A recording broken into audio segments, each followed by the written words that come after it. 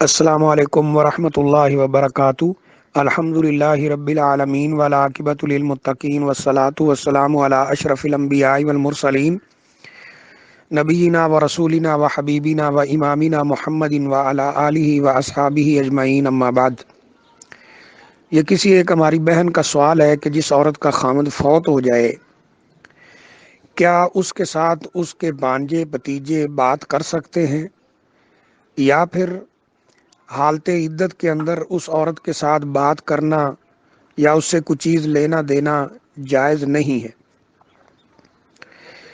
اس سلسلے میں پہلی بات تو یہ ذہن میں رکھیں کہ جس عورت کا خامد فوت ہو جائے اس کو 4 مہینے 10 دن عدت گزارنا ہے۔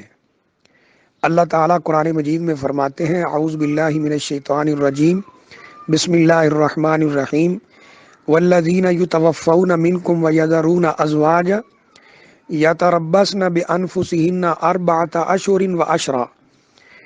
اللہ تعالیٰ نے قرآن مجید میں فرمایا کہ جس عورت کا خامد فوت ہو جائے، یعنی وہ بندے جو فوت ہو جائیں اور ان کے پیچھے ان کی بیویاں ہوں، مطلب کہ جس عورت کا خامد فوت ہو جائے پیچھے بیوی چھوڑ جائے تو اس بیوی پر لازم ہے کہ وہ 4 مہینے 10 دن عدت گزارے، یعنی 4 مہینے 10 دن عدت گزارنا ہے اس حالت میں جب اس کا خامد فوت ہو گیا ہو۔ اب اس عدت گزارنے کا مطلب کیا ہے؟ یہ ہمارے ہاں بڑی عجیب سی بات ہے کہ یہ کہا جاتا ہے کہ کوئی اس کے ساتھ بات نہ کرے، کوئی اسے چیز نہ پکڑے، اس سے نہ اسے کوئی چیز دے۔ یہ ساری باتیں جو ہیں قرآن و حدیث کے خلاف ہیں۔ جس عورت کا خامد فوت ہو گیا ہو اس پر 5 قسم کی پابندیاں ہیں۔ نمبر 1، وہ عورت اپنے خامد کے گھر میں رہے گی جس گھر میں وہ اپنے خامد کے ساتھ زندگی گزارتی تھی، اسی گھر کے اندر وہ رہے گی 4 مہینے 10 دن، یعنی یہ لازمی اسے خامد کے گھر میں ہی گزارنا ہے۔ اب اگر کوئی گھر ایسا ہے کہ جو کرائے وغیرہ پہ تھا اور خامد کے مرنے کے ساتھ مالک مکان نے کہا کہ یہ گھر خالی کرو، یا اس طرح کی کوئی اور مجبوری ہے، تو وہ کسی بھی اپنے محرم کے پاس عدت گزار سکتی ہے، جیسے بیٹے کے پاس، بھائی کے پاس، یا ماموں ہے، چچا ہے، اس طرح کسی بھی محرم کے پاس عدت گزار سکتی ہے ایسی مجبوری میں۔ ورنہ اسے اسی گھر میں جس میں وہ خامد کے ساتھ رہتی تھی اسے عدت گزارنا ہے۔ یہ پہلا کام اس نے کرنا ہے، یہ پہلی پابندی ہے کہ وہ بغیر کسی مجبوری کے اس گھر سے نہیں نکل سکتی۔ اگر وہ کسی مجبوری سے نکلتی ہے، جیسے دوائی وغیرہ لینے کے لیے اسپتال جانا ہے، تو فوراً واپس اسی گھر میں آ جائے گی۔ دوسری پابندی اس پر یہ ہے کہ وہ بہترین کپڑے نہیں پہنے گی، یعنی جن کو دیکھ کر یہ لگے کہ یہ بہترین کپڑے پہن کے پھر رہی ہے اور اسے خامد کی وفات کا کوئی افسوس نہیں ہے، ایسے کپڑے نہیں پہنے گی، عام کپڑے پہنے گی۔ رنگ وغیرہ کی کوئی پابندی نہیں ہے، وہ عام کپڑے پہنے گی، جو عام کپڑے ہوں، جو عام حالت میں پہنے جاتے ہوں۔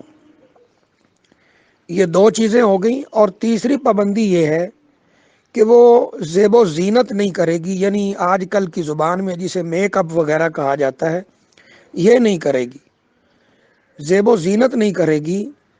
اس میں یہ سرما وغیرہ لگانا، پاؤڈر اور سرخی اور جو چیزیں آج کل موجود ہیں عورتوں کے لیے، ان کا استعمال نہیں کرے گی، بلکہ وہ 4 مہینے 10 دن اسی طرح رہے گی۔ اور اس میں ایک حکمت اور فلسفہ یہ ہے کہ وہ 4 مہینے 10 دن کے بعد جب زیب و زینت کا اظہار کرے گی تو اس کا مطلب یہ ہوگا کہ اب وہ نکاح کے لیے تیار ہے، اسے نکاح کا پیغام بھیجا جا سکتا ہے، کیونکہ اسلام کے اندر بیوہ کی شادی دوبارہ ہونا یہ کوئی بہت بڑا ایشو نہیں ہے، جیسے بدقسمتی سے آج ہمارے معاشرے میں بنا دیا گیا ہے۔ تو یہ 3 چیزیں ہیں۔ چوتھی پابندی اس پر یہ رہے گی کہ وہ زیور نہیں پہنے گی، یعنی جو زیور ہے، عورتیں زیور استعمال کرتی ہیں، وہ زیور نہیں پہنے گی، بغیر زیور کے یہ 4 مہینے 10 دن گزارے گی۔ اسی طرح 5ویں پابندی اس پر یہ ہے کہ وہ خوشبو وغیرہ جو عورتوں کی خاص خوشبوئیں ہوتی ہیں، خاص طور پر جو وہ اپنے خاوند کے لیے استعمال کرتی ہیں ان کا استعمال یعنی خوشبو کا استعمال نہیں ہوگا۔ تو یہ 5 پابندیاں ہیں، یعنی خوشبو نہیں لگائے گی، زیور نہیں پہنے گی، زیب و زینت کا اظہار میک اپ وغیرہ نہیں کرے گی، اور بہترین کپڑے نہیں پہنے گی، اور اسی گھر کے اندر رہے گی جس میں اس نے خاوند کے ساتھ زندگی گزاری ہے۔ یہ اس پہ پابندیاں ہیں۔ اس کے علاوہ وہ اس کے جو قریبی رشتہ دار ہیں، جیسے بھائی ہے، باپ ہے، بیٹا ہے، بھتیجا ہے، بھتیجے ہیں، اس طرح اگر کوئی اس کا داماد ہے وہ اس کے پاس آ سکتے ہیں، کسی قسم کا کوئی حرج نہیں، اس کے ساتھ بات کر سکتے ہیں، اسے چیز لے سکتے ہیں، اسے دے سکتے ہیں، اس سے یعنی کوئی ضروری بات ہو وہ کر سکتے ہیں، اس کے پاس بیٹھ سکتے ہیں، اس کا حال چال پوچھ سکتے ہیں۔ بلکہ جو عورت اس طرح کی مصیبت میں ہو، قریبی محرم رشتہ داروں کو چاہیے کہ اس کے پاس آئیں، بیٹھیں، اس سے باتیں کریں تاکہ اس کی دل جوئی ہو۔ اب یہ جو پابندی لگائی گئی ہے کہ کوئی اس سے بات نہیں کر سکتا، نہ بھانجا کر سکتا ہے، نہ بھتیجا کر سکتا ہے، یہ بالکل غلط ہے۔ اسلام کے اندر ایسی کوئی پابندی نہیں ہے۔ اس کے ساتھ بات کی جا سکتی ہے، اس کے ساتھ بیٹھا جا سکتا ہے، اس کے ساتھ کھانا کھایا جا سکتا ہے، اس کو کھانے میں شریک کیا جا سکتا ہے، اس سے چیز لی جا سکتی ہے، دی جا سکتی ہے۔ اسلام میں ایسی کوئی پابندی نہیں ہے۔ جو لوگ ایسی پابندیاں لگاتے ہیں، ظاہری سی بات ہے کہ وہ قرآن و حدیث کے دلائل سے بالکل ناواقف ہیں۔ تو یہ 5 اس پر پابندیاں ہیں جو میں نے عرض کر دی ہیں۔ باقی اس کے ساتھ بات کرنا، رشتہ داروں کا، محرم رشتہ داروں کا اس کے پاس بیٹھنا، اس کا حال چال پوچھنا، اس سے چیز لینا دینا، کھانا اس کے ساتھ اکٹھے کھانا، اس میں بالکل کسی قسم کا کوئی حرج نہیں ہے۔ واللہ اعلم بالصواب۔